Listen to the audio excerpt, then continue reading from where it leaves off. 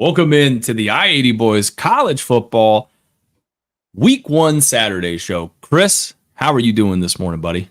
Not bad, man. I'm excited today, Christian. We got a shit ton of games on this slate. Been a lot of college football last couple nights, actually. Thursday night there was a ton of games. Friday night, I think there was 4 games last night as far as D1 schools go. So, no, it's been good. How about yourself, man? How you doing? I have been doing pretty good as well. Like you said, just watching some games here and there. This is the feast of the weekend here, man. This is where everything starts ratcheting up, right? Yesterday, and there wasn't, really that many, I would say, interesting games to really watch. Probably TCU Stanford was the entree there, but Thursday there was some great games, and that was pretty cool. But yeah, I'm really more excited about this weekend and getting everything really kicked off, man. Yeah, no, absolutely. And speaking of that, man, we got a slate of games today, dude. This morning kicks off with a couple really good ones. I'm sure we'll get into it here in a minute. But yeah, no, man, I'm excited. Time's here, right? We've been talking about this all off season. Super excited about it. I know your Bulldogs played this morning. My Huskers play this afternoon, man. This is what college football is all about. You're exactly right. Well, Chris, let's jump into some headlines here. We'll kind of read that, then we'll jump into some of the games already that have been played out, and we'll look ahead at some of the other games that are to come. Okay, so Georgia's going to be without running back Trevor Etienne today versus Clemson. Chris, does this change your outlook on that game at all? For me, personally, not really. Would I like to have him out there today if I'm a Georgia Bulldog? Absolutely, because he's the best running back you guys got on the roster. I think he's even an upgrade to what you guys had last year. If you guys don't know, he came over from Florida. Now, as far as the betting market goes, yeah, it's changed a little bit there. A lot of people on Clemson now. They've dropped that line down to about 11 points, opened up at 14. But me personally, no, I think Georgia's going to get it done by running back by committee. So what about you, Christian? I know you're a big Bulldogs guy. You know them inside and out. Yeah, I think that obviously it's a situation where you'd love to have Etienne out there. Georgia has talent. I don't think this is, if they can win this game, I think in the long run, this will actually be better for them because it's going to have to force the passing game to get off to a quicker start and maybe lean a little more on that. So I think this can be a good thing as long as they win this game going forward for them. Yep. All right, looking ahead here, Northwestern to start Mike Wright in the opener, former Vandy quarterback there against Miami of Ohio. I guess Miami of Ohio is still looking for a kicker after Alabama stole theirs. So, I think this makes sense for a program like Northwestern. Last year, they really struggled with quarterback play. They really struggled, I felt like, at being able to, their offensive line really wasn't that great. I didn't think last year, and their offense wasn't great as well as half of the Big Ten West, offensively. But I think for a team like Northwestern, this is good because Mike Wright can get out of the pocket. He can make some things happen. They can do some things, and they could probably get off to a fast start there. Yeah, no, I agree. I think he'll be all right there. He'll fit in. Chris, you remember last year, though, Northwestern probably had the most surprising season out of any D1 school. A team that won 1 game the year before ended up winning 9 last year. That's right, 9 games with a coach they brought in, a month before the season started with the whole Pat Fitzgerald thing. Actually had a pretty good team last year. So it'll be interesting to see how Wright does this year and then what Northwestern, does this season. Absolutely. Hell yeah. You got Monk VR 2180, who's going to an Oklahoma State game this year. That's awesome. You got Seth. What's up, Seth? Johnson was underwhelming again. A lot of the same problems from last year. Yeah, that's the thing about the Wisconsin. We'll talk about that probably here in a little bit. You're exactly right. I mean, but the weird thing about Van Dyke is, he pops at random times. Wouldn't surprise me if he went off against Alabama. Not saying that they obviously will win the game, but I wouldn't surprise me if he, went off and did something like that, but then looked bad against some lesser competition. So Sweeney here says, love for Clemson, why I say no to others. Dabo, if he wanted to, could probably have his pick of jobs, I would say. But at the same time, I mean, also probably not using the transfer portal that doesn't really help him either, at this point. Yeah, I don't like all this Dabo drama before the season kicks off. I just don't think that's ever a good thing for your team. Look at Florida State. Yeah, but I don't know, man. It just seems like he's doing a lot of talking. He canceled any call-in show, right? He's done with that, right? No Tyler from Spartanburg going to be riding his ass all off season or during the season. No, I mean, you're exactly right, man. I mean, Good for him. He'll be able to put his focus more on football. But like you said, I mean, this is an important year for Dabo. I mean, it's been years since he's won a national championship. There is Zach Gleason. What's going on, buddy? It's been years since he's won a national championship. So he's got to, they've got to figure something out. They at least have to get, I would say, back to the playoffs. They have to get back to playing that brand of football and try to make a little bit of a push, I would say, to kind of quiet some of that noise down. So, I agree. North Carolina quarterback Max Johnson's done for the year with a broken leg, which kind of sucks. I mean, Chris, you talked about it. We were talking before the show started. He didn't really do much before he got hurt. Unfortunately, UNC, that was a struggle bus game, that Minnesota North Carolina game. It was just a struggle of a game. I mean, missed field goals, missed opportunity. Like it was hard to watch. We'll just put it that way. Yeah, I won't add anything to that right now. I got a few things to say about some Big Ten teams coming up here, though, for sure. Seth knows what I'm talking about.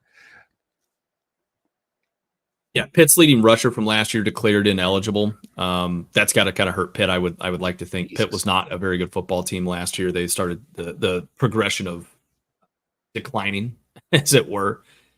So yeah, Hammond's pretty good back though too. That's I guess I didn't read into that, but that's interesting. Yeah, Pitt's not predicted to do much this year either. No, they are not, sir. They're definitely not, which is probably why they will shoot for the moon, right? Pat Narduzzi and them will end up winning like the ACC or some stupid shit like that. Wide open right now. All right, well, let's look at this. Let's jump into some of the games that have already happened here.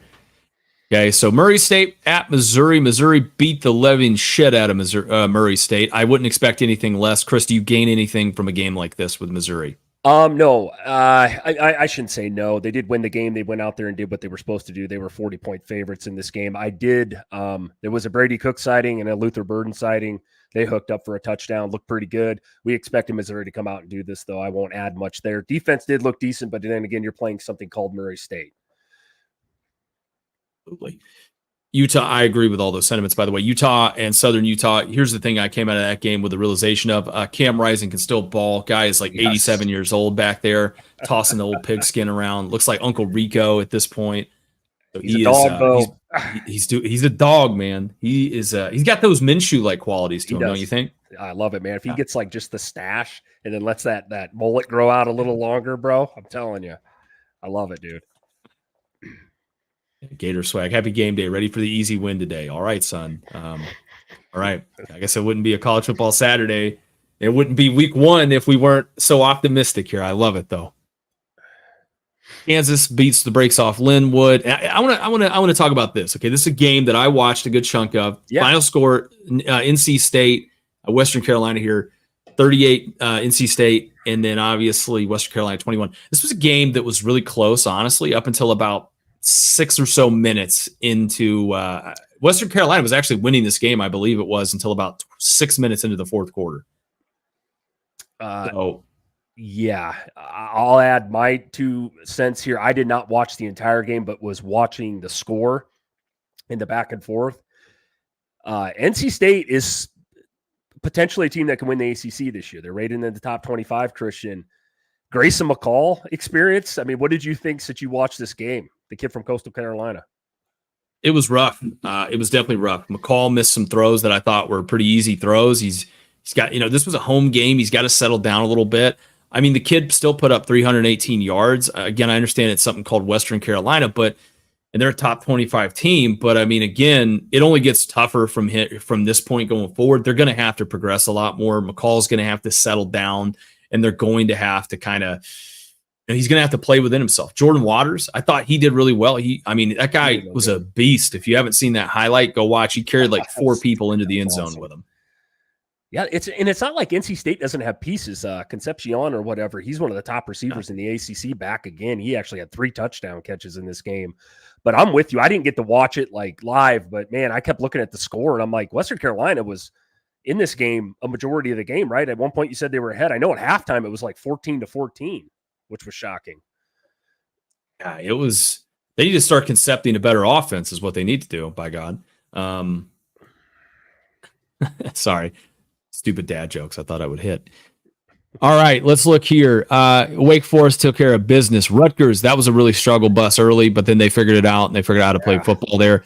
UCF 57-3. Of course, I'm not going to lie. The NCAA football game that's come out has really messed me up because I was watching a little bit of that game, UCF versus New Hampshire. And in the game, in between quarter changes, they'll shoot a rocket off and you can watch a rocket go to space. And I kept looking in the game. I'm like, when are they going to shoot that fucking rocket off? And I realized, yeah, they're not doing that. They don't have the budget to just shoot rockets off, every game. So disappointing, but they took care of business there. They did what they needed to do. And Buffalo, Lafayette was what it was. Buffalo got the dub. Fordham, Bowling Green, we know there.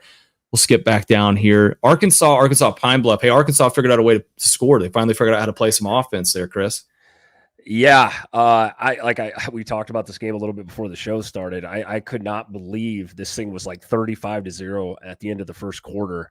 All I can think is Arkansas Pine Bluff must be a really bad 1AA school or whatever the hell they are. I know Sam Pittman is in a must-have it year, so they got to go out there and beat the shit out of everybody they can by 100 points every week. But yeah, I mean, good for Arkansas. Just damn, dude. I mean, that thing could have been 100-0. By the way, they pretty much took off their foot off the gas in the second half there. Chris, what if I told you Arkansas Pine Bluffs went undefeated last year, actually won a Division 1AA national title last year? They got 87% of their production back. Then would you change your opinion on Arkansas? Ooh. Yeah, I would. Yeah. I mean, none of that's true. I don't think. No, I know it's not. That shit up, but yeah. No, I got you. Duquesne or Duquesne, however the fuck you want to say that, got the brakes beaten off of them by Toledo. Then we'll jump into here. Colorado versus North Dakota State. To me, Chris, this was the lose-lose game of the century if you were Colorado. Because no matter what they did, they were either going to take care of business and we would have been like, good for them. Or what happened played out, and I'll let you kind of talk about it. Yeah, I got some. Okay, this is look. Colorado, if you watch this game, and please, before I start my rant here, NDSU is not a bad team. We know that they're a good Division II school. They got some decent players for that level, but they don't have a single 5-star or 4-star player on that team. They're tough. They're physical. They're going to run the ball at you. They're not going to give up type of team. I think a lot of people expected this game to be close for about a half, but Colorado, to me, is exactly the same freaking team they were last year. They play zero defense. Their offensive line is atrocious. Shedeur Sanders, that poor kid, I love watching him play. Don't get me wrong. I hate Colorado, but I like Travis Hunter and Shedeur Sanders, and I love college football, and I love watching great players play great football. But that poor kid took a beating, Christian. Travis Hunter made some unbelievable catches, played 115 snaps out of 116. We said this last year. Remember this? We said, look, they can't continue to play this kid on both sides of the ball entire games like this. They're going to get him killed. What happened, right? Hunter gets hurt. Colorado's season essentially goes down to shitter after that. They ain't got anybody else. They got two really elite receivers. That Weaver kid, I think is his name. And then is it Jimmy Horn? I mean, Jimmy Horn is an NFL caliber receiver. I mean, I think he showed that. He is really, really good. But Colorado is got 3 or 4 really good players and a bunch of trash cans. Same thing they were last year. And I'll tell you what, I want to talk about this, Christian. I want you to throw your input on this. You watched the end of that game. Colorado was up by 4 or 5. I think it was 5. Gets the ball with less than a minute, 30 left. All you got to do is run the football, which they don't seem interesting in doing. I don't know if it's because Dion wants to continue to pad stats and get Shedeur Sanders over 500 yards or what it is. They throw the ball a couple of times. They end up having to punt. They give it back to NDSU with less than, 30 seconds left, make a couple big throws, throw a Hail Mary. Unfortunately for the kid from NDSU, doesn't have a monster arm, gets it down inside the 10-yard line. Kid catches it. The game expires. I mean, they could have easily fucked around and got beat here. And I just thought to myself, man, Colorado, same exact team as they were last year. Identical. No, I mean, you're exactly right, Chris. I mean, this is defensively, they couldn't stop NDSU, which again, you said it exactly right. North Dakota State is a good program. I don't want to, I don't want to, minimize that. But at the same time, I mean, if they're playing big time college football, if they moved up this year to play big time college football, at best they'd be a middle of the pack team, right? At best, honestly. Could they beat some of the smaller schools out there? Like a Tulsa or maybe a San Jose State or somebody like that? Absolutely, they probably could, right? But then you start getting into some of the mid-tier programs, like I think Colorado probably is at this point, and they struggle with them. Now, the problem is Colorado has expectations. They have a lot of flash pieces like Shedeur Sanders, Jimmy Horn, LeJontay Wester, Travis Hunter. You know what I'm saying? Like, they have all these pieces that I think are pretty good. The problem is, like you said, they haven't changed. They got 45 or however many new players, but what have they really changed? You know what I'm saying? Their offensive line couldn't block, like you said. Shedeur Sanders basically got hit so many times in this game that every time he got hit, I was like, Jesus Christ, is this kid going to get back up? You know what I mean? Tough kid. Exactly. They're running the brakes off of, again, you play Travis Hunter 100 and some odd snaps in a game that is against a Division 2 school, Division 1 AA school, right? North Dakota State. I mean, you can't do that all year long. We've seen this play out. The defense was terrible.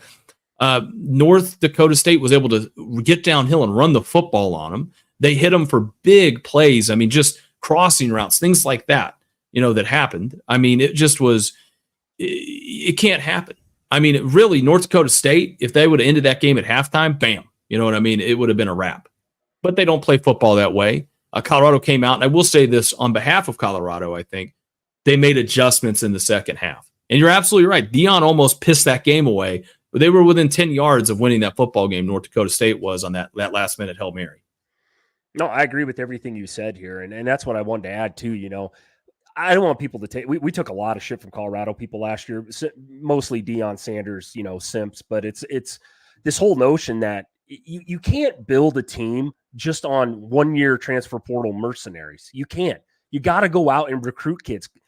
Deion hasn't signed a single kid from high school yet since he's been there. It doesn't work. And yes, you can, we talked about this. Yes, you can bring in a 3-star, 4-star from USC and offensive lineman, but football's the ultimate team sport. You got to play collectively as a unit. And I just feel sorry for Shedeur Sanders. I really genuinely do.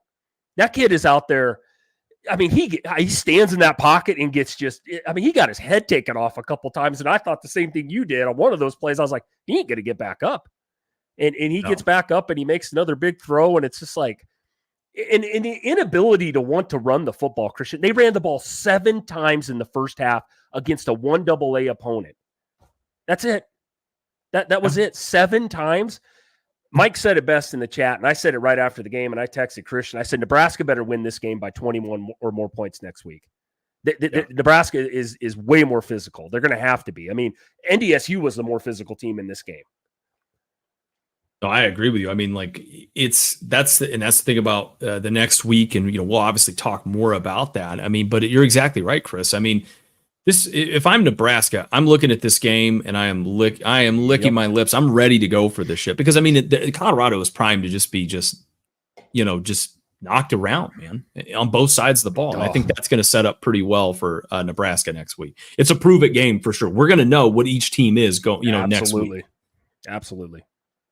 Coastal Carolina, Jacksonville State. I thought this would have been a fun game. Coastal Carolina beat the brakes off Jacksonville State. Jacksonville State had a pretty damn good season last year, all things considered. I think they won, what was it, like 9, 10 some odd games like that in their first year up at this level. So Coastal Carolina, they weren't playing that. The Chanticleers, as they say, they showed them what that thing was down there in Jacksonville, Alabama.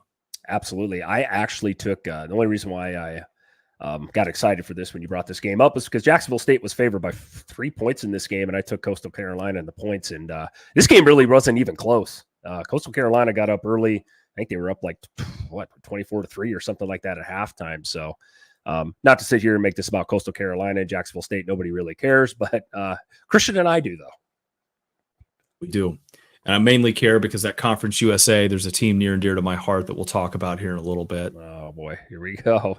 I give a hoot. That's all I'm going to say. We'll get to them here in a bit.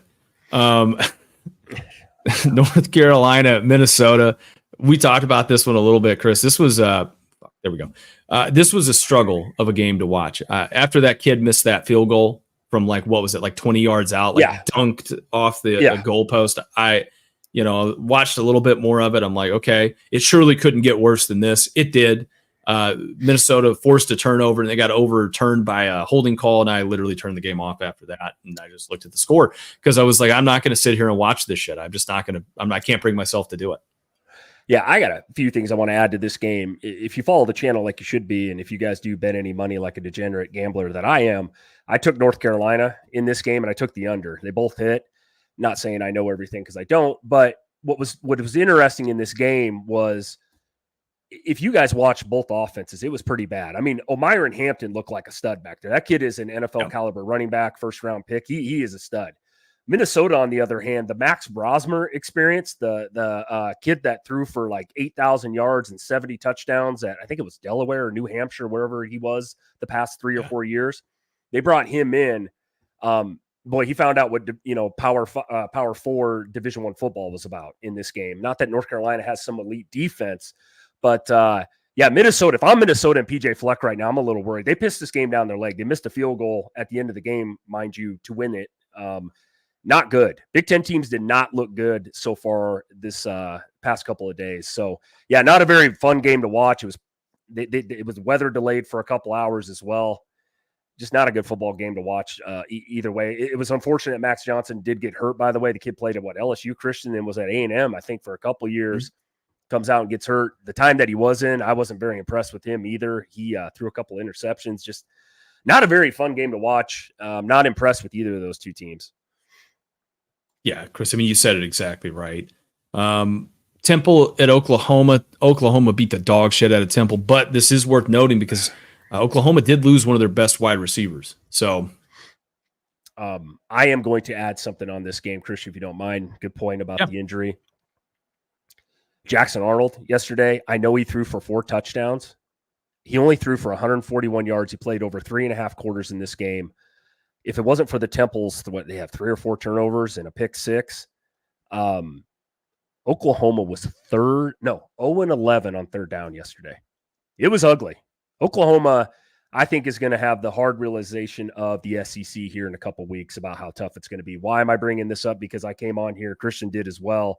We're not uber high on Oklahoma this year. I was not uber impressed. I know the score says something different here, but Jackson Arnold only threw for 141 yards. He played pretty much the entire game. That offensive line, Christian, for Oklahoma, not good. Not very good.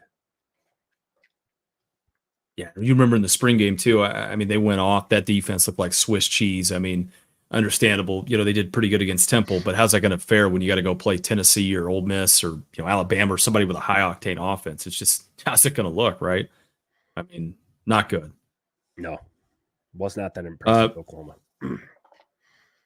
I'm an Army guy. Army beat the dog shit out of Lehigh, 42-7. Good for them. Good for them. But moving into probably a more favorable matchup here, more uninspiring matchup, Chris. Michigan State at home against Florida Atlantic. I bet on this game, and I took Michigan State in the points. I'm still pissed about it. I should have known better that Michigan State looks like a team rebuilding. Offensively, the Childs effect, the kid from I think he was a 5-star out of high school, sat the bench at Oregon last year, came over with Jonathan Smith now. Did not look good. Threw 2 interceptions, had a fumble. Michigan State pissed this game away, and I know they won, but Florida Atlantic had a chance at the end to win this. Michigan State should have had at least 2 or 3 more touchdowns on the board in this game. They look very sloppy. The defense did look good. I just don't know what you really think of Florida Atlantic. They're under a whole total rebuild over there. But and we'll talk about the other team in the Big Ten here shortly, Seth's team, Wisconsin. But I was just not very impressed with any of the Big Ten teams that have played so far this week. And I hope that things change today with Nebraska playing, Ohio State, and some of these other teams. But Michigan State, a team that struggled to score 15 points a game last year did not look any better yesterday against a probably very subpar Florida Atlantic team. No, you said it exactly right. I mean, the rebuild is real, and they got a long way to go. But we'll see. Man, we'll see what happens with old Michigan State. Duke taking on something called the Musks of Elon. 26-3. I mean, the Manny Diaz, Malik Murphy experience, I would say marginally average. They did enough, obviously, to win the game by a decent margin, but not enough of a big margin to really give you a lot of hope, I think, if you're a Duke fan. Yeah, Duke's one of those teams this year, Christian. I don't know really where you pencil them in the ACC without Mike Elko, with no Riley Leonard. I know Malik Murphy's a guy that we liked from Texas, sat there for a year or two, but yeah, you thought, looking at this game, you would have thought they would have won by more, in my opinion. I agree.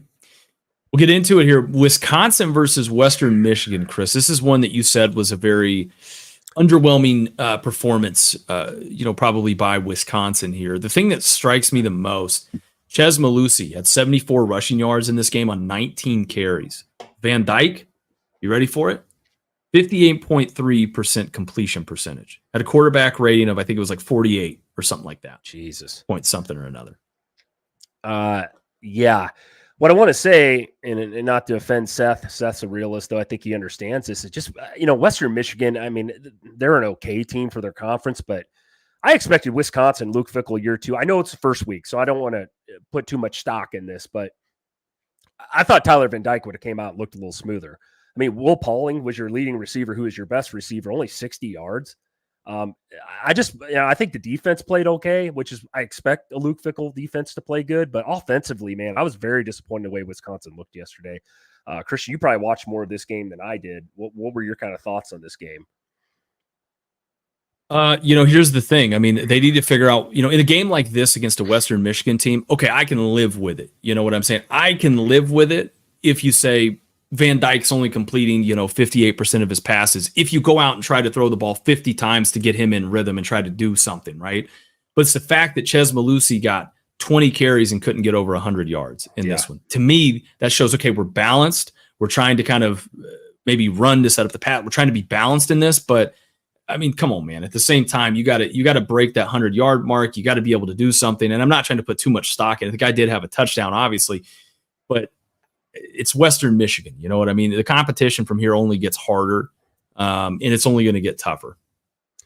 Yeah, I agree. Wisconsin was 3.5, touchdown favorites in this game, and it just didn't look good. I think at halftime it was 10-7. I really thought the offense would have came along a little quicker here with Wisconsin. You guys don't know, I love Luke Fickell. It's a guy that I like to back him. I just I'm a little worried if I'm a Wisconsin fan. Seth said in the chat here perfectly. Me and Christian talked about it before the show started. I said, boy, that Alabama game coming up here in a couple weeks is a little scarier now than what it was, in my opinion. Yeah, and I'd like to throw this to Seth here. He said we don't push the ball down the field. I don't get it. Why do you bring in a guy like Tyler and only throw curl and drag? Yeah, I mean, you're exactly right. You gotta at some point kind of get to that vertical passing game, and you got to start trying to maximize this. And in a certain way, would you probably agree you'd be better off just starting a young guy that you can develop for multi years and try to do that at least, right? I mean, what good is bringing in a senior quarterback or a guy that has all this experience if you're not going to try to throw the ball down the field, I guess. No, I agree. And if you guys remember what Tyler Van Dyke was in his high points at Miami, this guy was considered in the Heisman race at times. So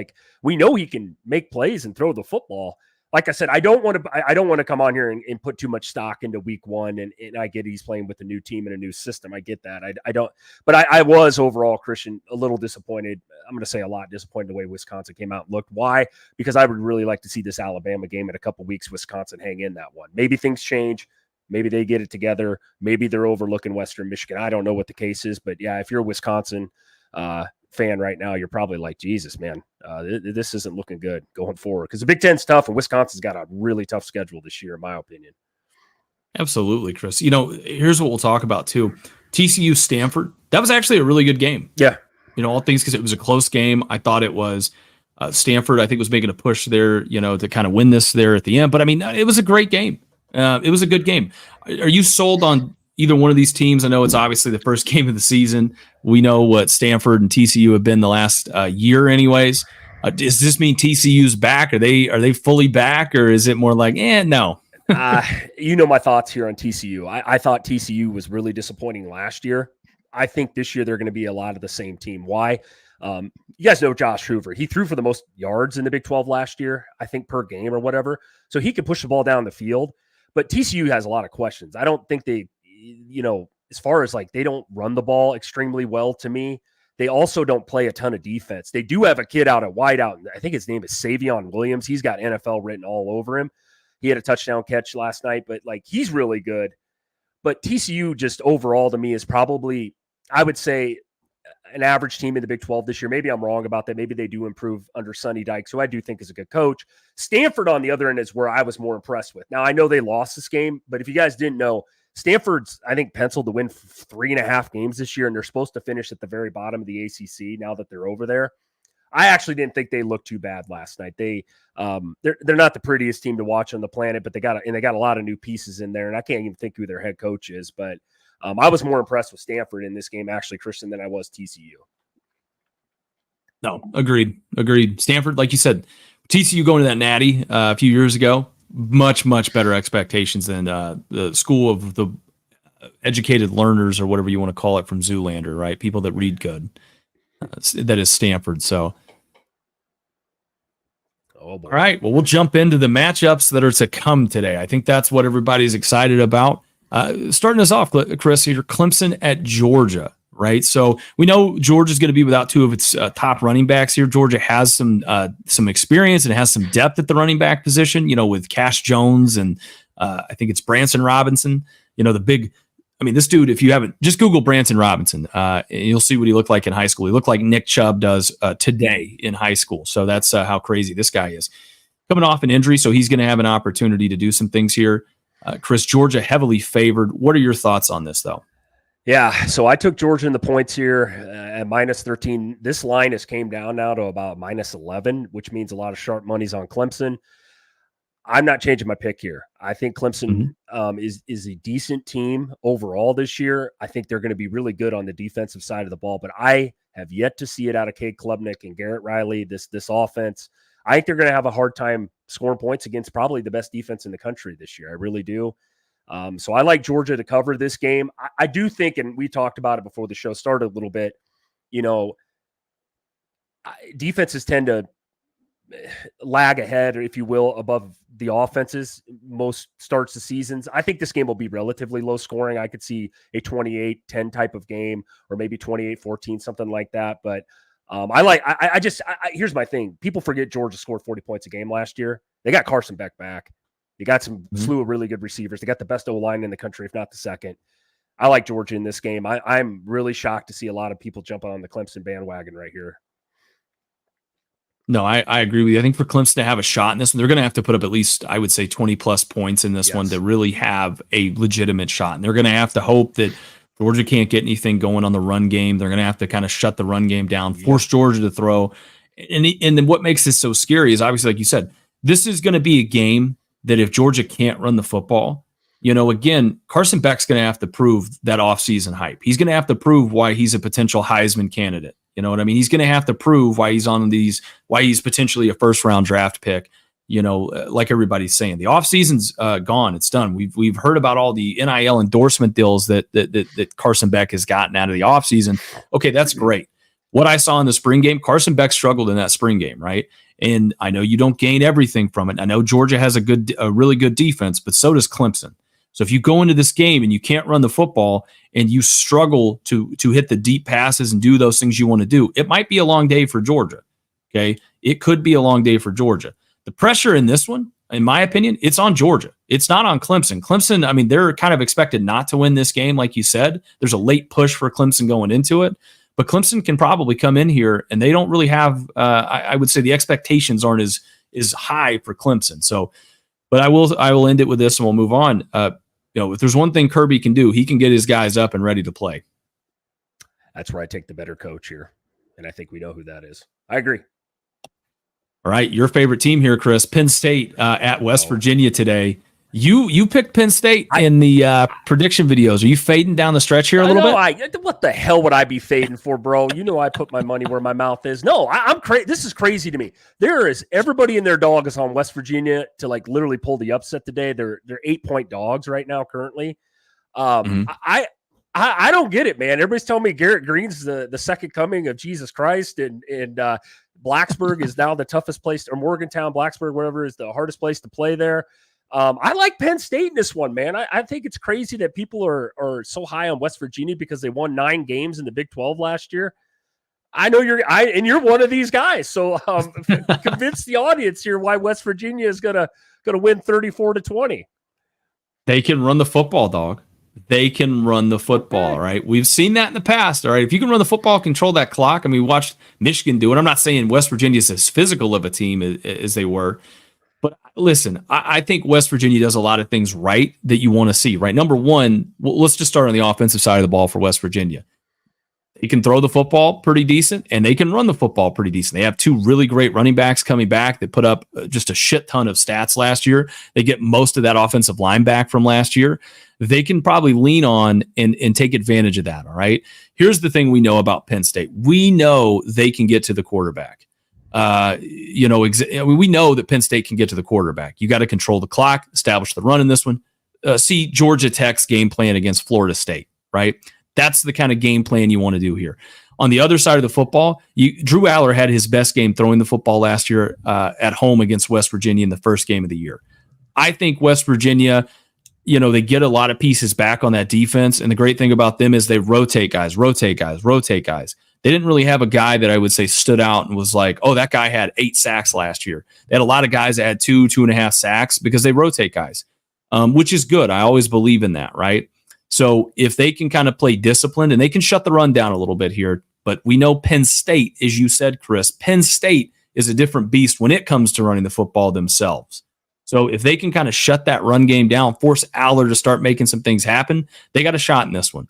And here's the other thing. Yeah, go ahead, Chris. What are you going to say? Hey, this isn't a Big 12 defense over here. We're talking about Penn State's defense there, buddy. They were number 1 in the country last year. They were number 1 in the country. Is that why Michigan ran the ball down their throat 32 times in a row? Michigan ran the ball on everybody. Yeah, but I mean, it's Penn State though, right? Eventually they got to shut down Michigan's run game, right? I mean, it doesn't matter this year because it's not the same Michigan team, or anything like that. But still, they got to shut down the run at some point. Now, they did a good job. I'll say this. They did a good job against everybody else, not named Ohio State or Michigan, at stopping the run. I'm going to have to agree to disagree with you today, Christian. I'm sorry, man. I do think West Virginia, their path to winning this game is exactly what you said, though. They are going to have to be able to run the ball. I don't think they're going to have to be able to run the ball for 300 yards today as a team or anything. I do think I do have some questions also about West Virginia's defense, though, because they're, like you said, they're going to have to try to shut down Nick Singleton and Katron Allen. Those guys they're on their 3rd year together, and those guys are, one of the better duos in the country. Mm-hmm. I'm with you. My big thing is, can Drew Aller complete some passes in this game? That's where I'm at. That's what it always comes down to. Anytime Penn State plays anybody any good with good defenses or is in a tight game, can Drew Aller complete passes on 3rd down? Go ahead. I was just going to say, so, I mean, and that's kind of where the other point of this I was going to. I mean, if this is a shootout of a game, I mean, you're going to trust Aller over Garrett Green in a shootout of a game. I don't know.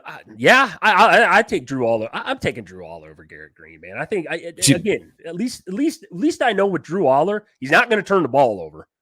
That's for one. He only had 2 interceptions and 25 touchdowns last year. He also threw for 300 yards against your team right now.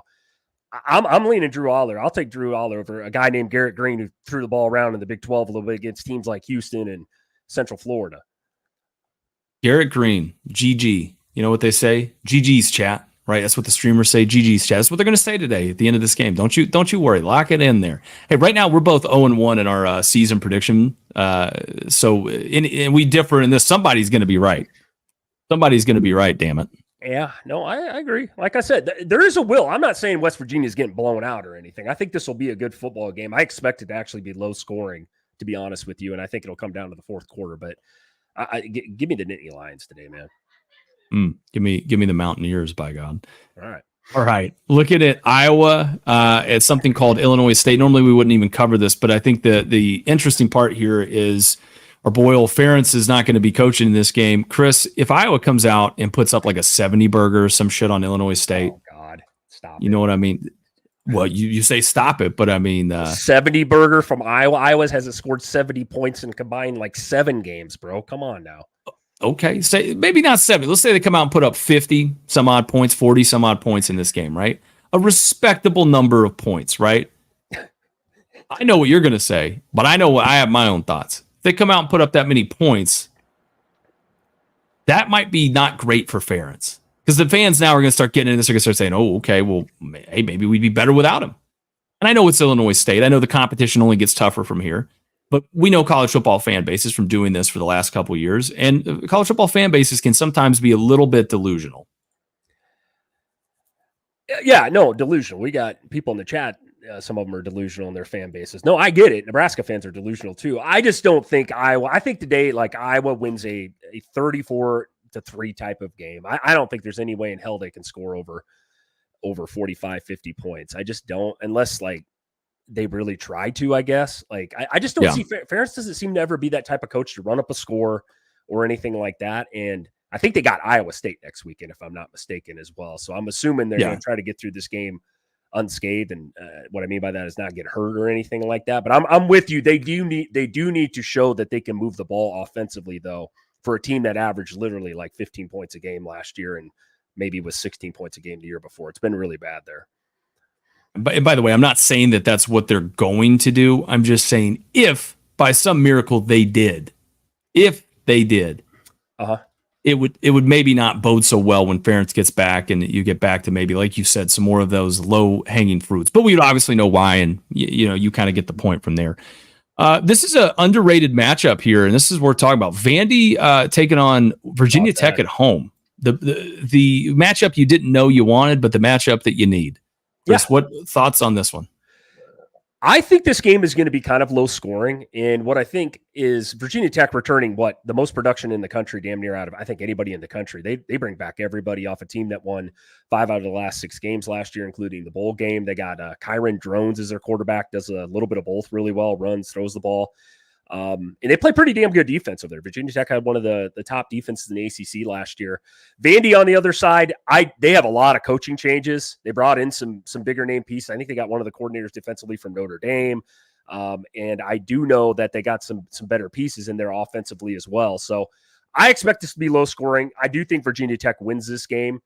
Is there a potential upset here though, Christian? I want to ask you this, since you're the big SEC guy on this channel. For Vandy maybe to pull off a huge – this would be huge if they knocked off Tech. A lot of people have them as a dark horse to win the ACC this year.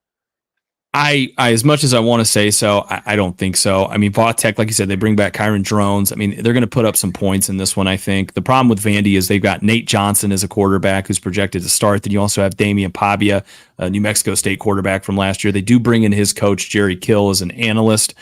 Guy's a great coach. I mean, he's a good coach, I think. But for me – I look at this and I say, I think Vandy, if they get down in this one, they're going to struggle to throw the football. You know what I mean?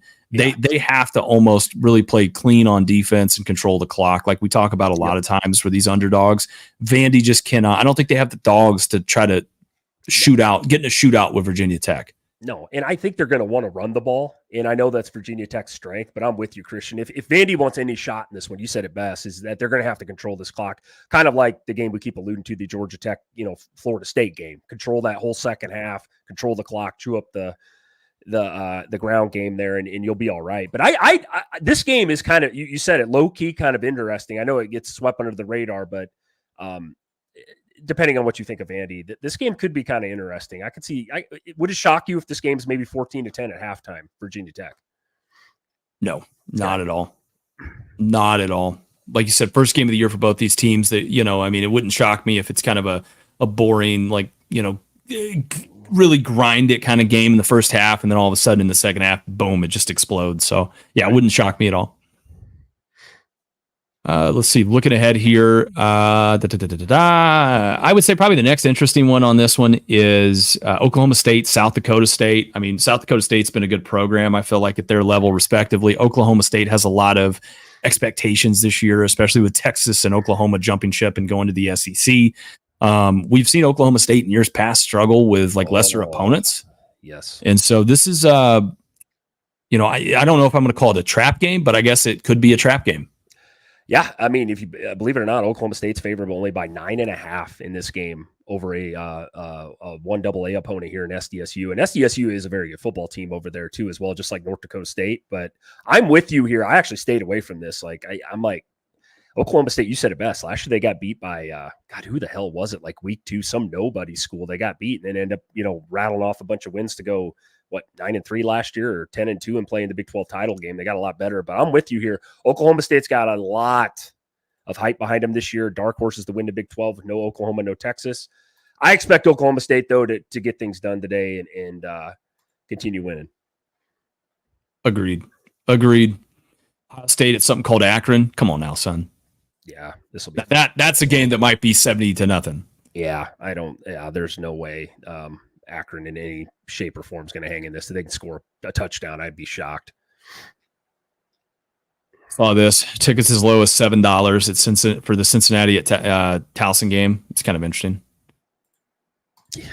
You're gonna spend more in airfare and Airbnb than you are on the damn tickets. Yeah. Ain't nobody showing up to that game.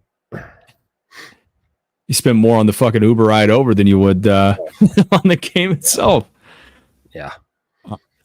Anyways, Miami at Florida. Now that is a game that a lot of people in this chat really are interested in. We've talked about it to death, Chris. You gonna go with the Florida man here? You gonna make him happy?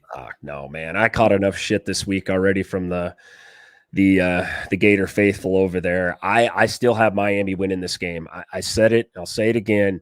I think this game is going to be close.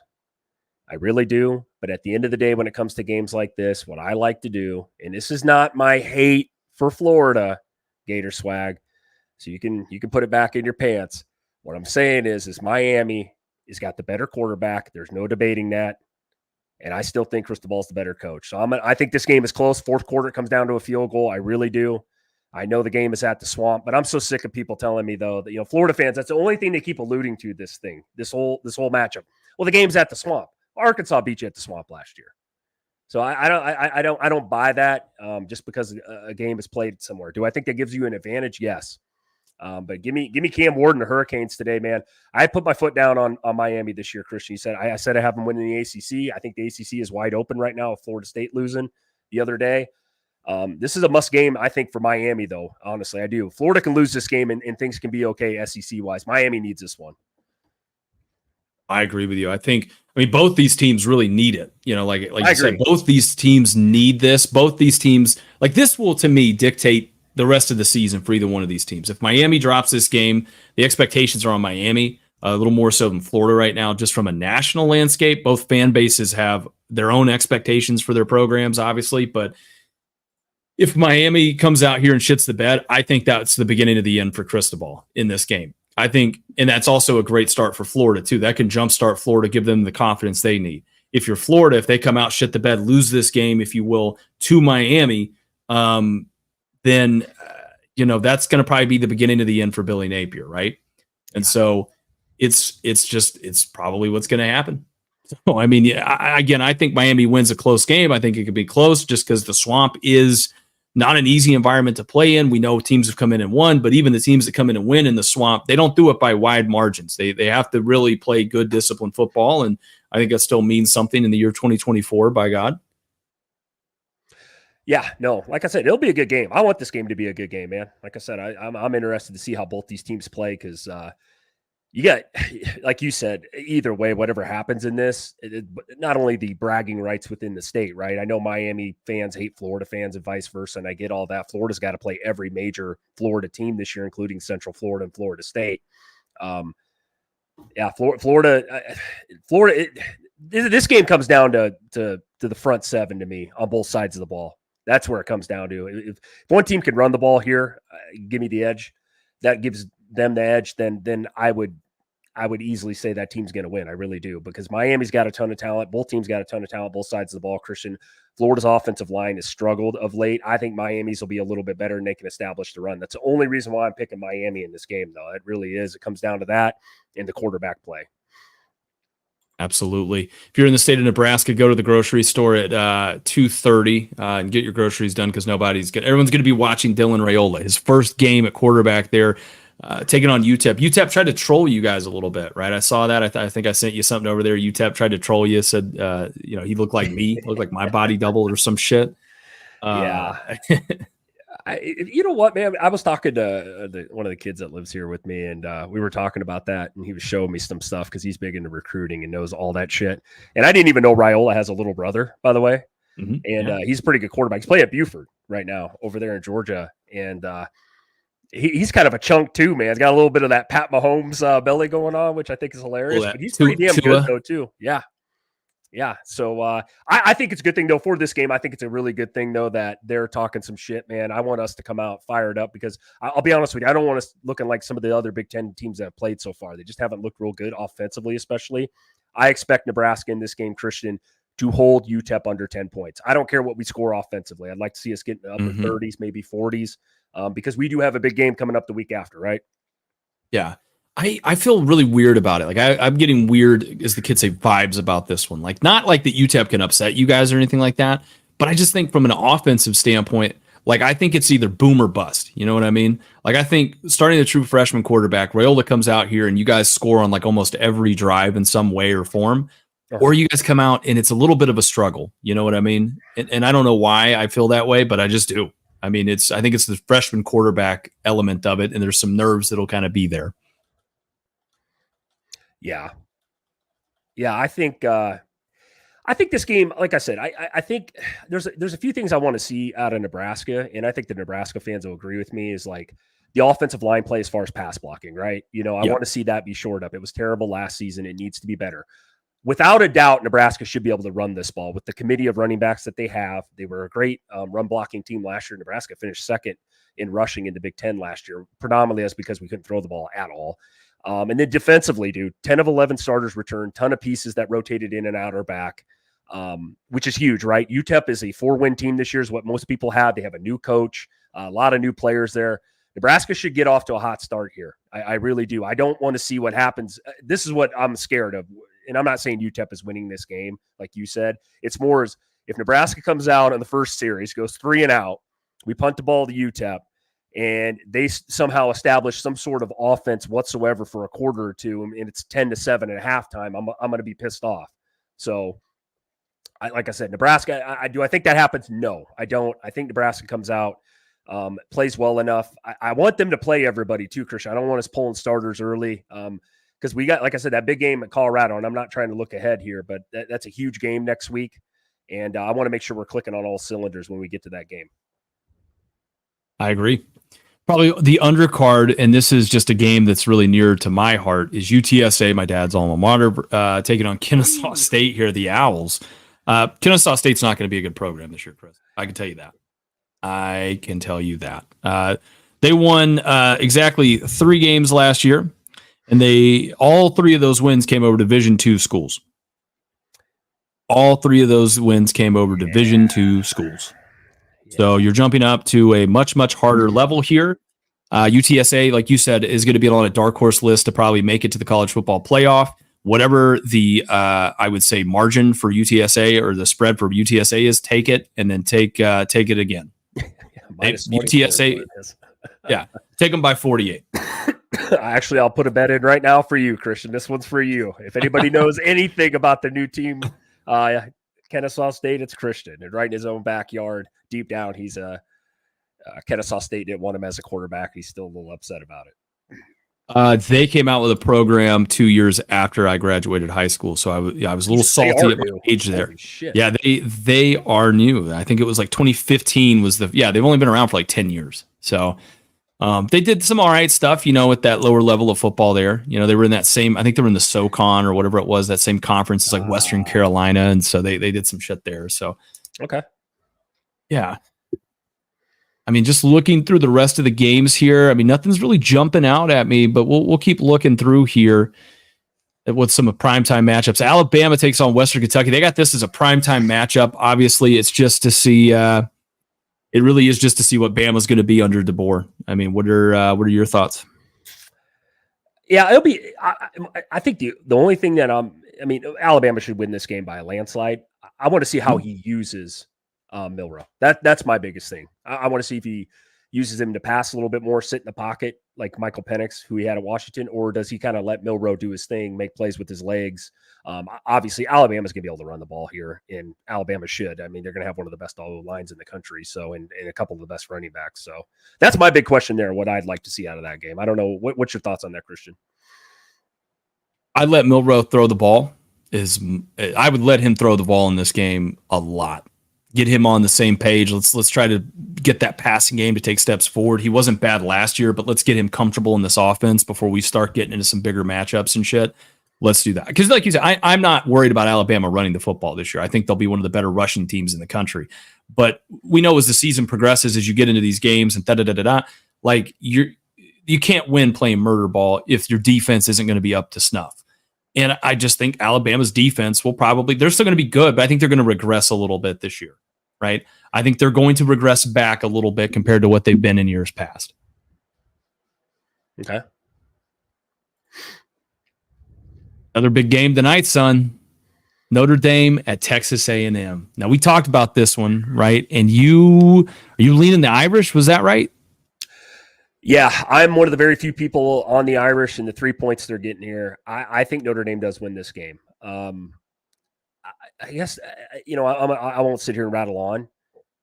If you think Notre Dame, which a lot of people think are supposed to be in the playoffs this year, can't beat the 7th or 8th best team in the SEC, man, something's wrong. So I think Notre Dame comes in. They got more to lose in this game. I know it's at Kyle Field. I get all that. A&M's going to be good defensively for sure. I have some question marks about the offense this year. But I think this is going to be a low-scoring, fourth quarter type of game. I definitely think that, though. Mm-hmm. You're exactly right. And for all those reasons, Chris, it's going to be a defensive slugfest. I'm not really sold on either one of these quarterbacks. Weigman oftentimes hurt because the offensive line hasn't really been able to hold up and protect him. Riley Leonard, he's more of a physical, I got to run the football guy. We went over his passing stats last year. I think he had 3 touchdowns, passing touchdowns in 7 games. He's in a new system. Yes, he has a good coordinator in Mike Denbrock, the former LSU guy that was responsible for Jaden Daniels, all this shit. Here's the thing. To me, it's going to be a low-scoring game. Take the under in it. I think A&M, because they're the home team in this, I got to lean the advantage on it because Elko knows Riley Leonard inside and out. I think that's another big advantage of it, too.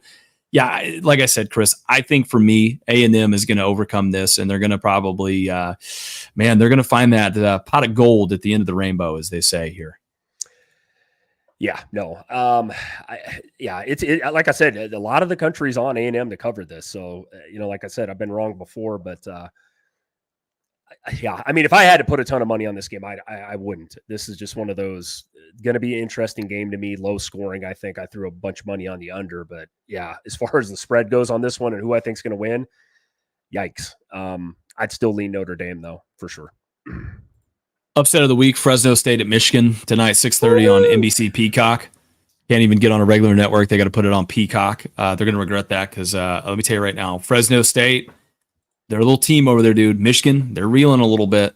And it could be, I'm not saying Fresno State's going to win. I'm saying it could be an interesting game. That's how I'll put it. Yeah, I as much as, Fresno State is no slouch when it comes to playing Power 5 schools. They've done that a lot, like big name schools. They've done it plenty in their time. So I don't think they're going to be afraid of Michigan in this game. I don't. I do think this game is going to be close for a while. I just don't know how in the hell, though, Fresno State's going to score. I know I'm really high in Michigan's defense again. And regardless how Alex Orji, who I'm assuming is the starter, plays, I think Michigan will be able to have success running the ball because they're going to pound it, dude. I mean, that's what they're going to do. They're not going to change that up there. I think Michigan wins, but it would not shock me if this game is at halftime a 14-3 type of game or something like that, or even a 10-3. I really do. It might take a little bit for Michigan's offense to get going in this one, but I don't know how anybody thinks Fresno State can score a bunch of points in this unless the offense turns the ball over for Michigan. That's where I'm at. Yeah, like you said, I mean, it's got potential here to be a good game. I called this way back in the offseason where I was at first, I was like, Fresno State's beat Michigan. Then as the offseason kind of went on, I was like, all right, I kind of faded it a little bit, but I think it'll be a fun game. I think it'll be an interesting game, and I think people will come out of this game kind of worried about Michigan. Right. In another interesting game I want to talk about here is Georgia State at Georgia Tech. Chris, would it shock you coming off that major win here if somehow Georgia State figured out a way to beat Georgia Tech today? Yeah, it ain't happening. There's no way. I know you're big on your Georgia schools. It ain't happening today, man. I don't know what Georgia State has other than a football program, but I don't think it's going to be enough to, I don't even know what the spread is on this game, but I mean, could this game be close for a little bit? Maybe Georgia Tech's a little worn out for all the, the big celebration and the big win over Florida State last week, maybe. But I think Georgia Tech's pretty dialed in, and I think they got a pretty good coach in Brett Key, man. That's going to keep them motivated. And I think Georgia Tech, honestly, with that win over Florida State, I think going forward gives them a lot of confidence now. You know what I mean? That maybe they can compete for an ACC title this year. Now, I'm not saying they're going to win it or make it, but they have a relatively tough schedule. They got Notre Dame on that list. They got to turn around. I think they got to play Clemson this year and a couple other schools. So, like I said, I don't see them get beat here. No, I don't think this is an upset game. I do. Okay. I do, and I'll tell you why. Georgia Tech had to travel back from Ireland. They had to get their sleep schedules, coordinated here. Georgia State's been able to sit at home. Georgia State is less than 15 minutes away from Georgia Tech. They're both in downtown Atlanta. Georgia State plays over at the old Brave Stadium, Turner Field, as it was. We know Georgia Tech plays at Bobby Dodd. Again, this is basically a home game for Georgia State. It's just traveling, across the street, as it were. Okay, that's part of it. Georgia State has an opportunity. They've had all offseason. They hired a new coach, Dell McGee, former Georgia running backs coach here. Again, this will be his first game. I get a chance to see him as a head coach. We know Georgia State as a program has had talent. They are kind of like what I would say a minor league system for a lot of other programs here. They push a lot of guys out to other schools, a lot of good talent they have. Okay. The other thing I would say is Georgia State has game film on Georgia Tech, whereas Tech doesn't really have game film on State. So you start combining all this. And like you said, Chris, to your points, Tech's going to come into this and they're going to be confident coming into this game, right? Sometimes pride cometh before the fall. And so okay, I could see this being a very close game. I could see a way in which somehow Tech figures out a way to lose to Georgia State, and all that momentum that they just built in beating a team like Florida State kind of just pops and it goes right out the window. No, I'm gonna let you run with it, man. I'm not gonna sit here and debate you on it. I see it going the other way. By the way, Georgia Tech is a 21-point favorite currently, is what they're favored at. So, by God, hey, what was that school the other day that was a big favorite? FCS school. Fuck, what was that? Montana State in New Mexico, right? Yeah. Yep. Yeah. Montana State, New Mexico. That was Jesus, man. I'm not even gonna get in that game when you're up 31-14 into the third quarter and then somehow shit the bed. It almost looked like, and the sad thing is, Montana State paid New Mexico a lot of money to come in there and then turn around and beat them in a quarter, man. Just kind of a crazy story there. Almost looks set up, to be honest with you. But I hate incompetent football, dude. And the problem is they ran the football. They tried to do, like, they did the shit that you wanted to do. They just didn't do it, and they just kept giving it to them. I know, dude. It's crazy. I think Arizona rolls today, though, over New Mexico. I do. I think they got something to prove. I know they got a whole new regime down there with everybody leaving, Jed Fish included, to Washington, but I think Arizona gets them big today. I'll tell you something I didn't realize, Chris, by the way. Do you know who New Mexico's coach is? It's Mendenhall, ain't it? Or yeah. Bronco, is that his first name or whatever the hell? Bronco Mendenhall. Yeah, he's a pretty good coach too. He's been around a while. Remember when he was at BYU? Was it BYU for a while? Was it Boise State? Man, Boise State? I thought it was BYU, but maybe you're right. I know he's been around. I remember Nebraska played him years ago, and they came into town here, and they played us really tough. This was back in the Bo Pelini days. I want to say it was BYU at that point. Maybe he did coach at Boise State too. I don't know. I thought it was BYU for some reason. Now I'm drawing a blank now. Yeah, he was at BYU. I don't know why I thought he was. Okay. Yeah, he was at BYU for a while, from 2005 to 2015. Then he took over at Virginia. Yeah. Yeah, Zach said the helmet said they beat us. Yeah, I remember him being there, and I remember him having a really good team that year. I think Taysom Hill was his quarterback. That's who it was. Yes. Yeah. Coming back to me. Yeah, thanks, Zach. Appreciate that. Man. Yeah, I don't thank you for reminding us that BYU came in and beat us at home, though. But yeah, what else is new? Oh, shit. All right, LSU taking on USC. It's in Vegas, but LSU's technically the home team, quote unquote. LSU's being favored by 4 in this one, right? Am I reading that right? Yeah, you're reading that right. You know me, I'm on USC. I might be the only guy on the planet on USC this week, but I think USC made more changes this offseason defensively. As you know, both these teams really struggled on defense, had elite offenses last year. Their offenses should be really good again this year, as Christian alluded to earlier. But I'm going to lean SC in the points here. I think actually SC wins this game outright. No, I agree. I think USC is going to win this game. I think it will be, again, I think it's going to be a great game. I mean, both these teams, are identical on paper. I mean, both of them have the same issues. I just like USC. I think they're a more talented team. I think they did more in the offseason. I like their defensive coordinator hire a little more. Like I said, I think that USC, to me, has just overall a better roster. I like Lincoln Riley in a regular season game. I wouldn't trust him with my life or my money in a postseason game to save my life. But yeah. Yeah, absolutely. Okay, last one here. And then, that'd probably be it for us. We'll kind of jump back to the comments. Florida State, Boston College. It's at Florida State, 6:30 kick on Monday. I would say it would be a trap game, especially if Florida State had won that game. But let's be honest, this is a get right moment for Florida State. They need to win this game. They need to do something. If they lose to Boston College, it's a wrap. People will be rioting down in Tallahassee. They will be putting for sale signs in Norvell's front yard. It might be the end of the Norvell era if they lose to Boston College. Yeah, I already took Florida State in the points in this one early this week because they got to bounce back here. If they don't, I'd be shocked. But yeah, Florida State should roll in this one. Boston College is not a very good a good football team. They weren't last year. I know they played them tough, but yeah, Florida State should get a turn around here. Has to. Yeah, 100% agree. Got to get it done. Chris, as we approach less than an hour to go before kickoff, I'm excited. You're excited. I can't wait to get into this. I mean, it's going to be a great weekend of football. It's like Thanksgiving, but absolutely, man, you know, you're just going to load up on more and more football, right? Like the Zeke Elliott, the guy I drafted in whatever round it was in fantasy. So don't fuck me over, Zeke. Let's go. Let's keep eating. Yeah, no, he doesn't need to keep eating. He should actually, like myself, go on a more of a diet and try to lose some weight, but let's keep eating. No, I get what you're saying. No, it should be a good weekend, man. I'm excited. A lot of good games, a lot of top-rated teams playing people this weekend. Like I said, should be good. As always, you know, obviously we're rooting for the Bulldogs here. For even though I'm not a huge Bulldog fan, I know you are, Christian, but I got them in the points. Obviously, you got to be pulling for my Huskers today, man. We need a big one. Absolutely. See that hat back there? I got to pull for Nebraska. I mean, listen, we need Nebraska to go into this. Obviously, we need as much hype as we can for next week going into Colorado. So I'm here for it, Chris. Absolutely.